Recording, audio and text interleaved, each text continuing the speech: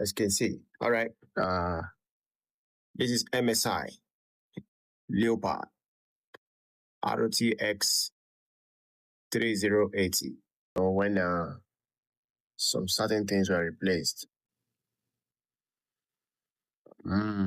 quite better. All right. So about to start cleaning this up now.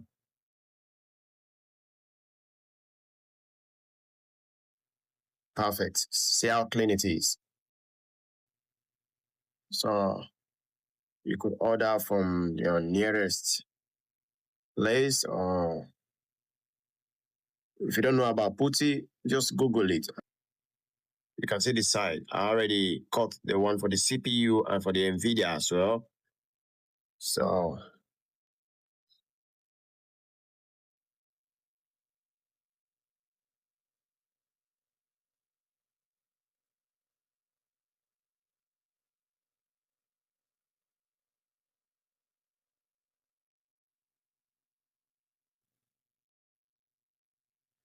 that is it.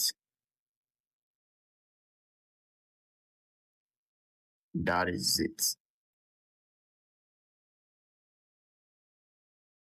So it's already pasted. And that is it. Very cool. I tried some games and everything was absolutely superb.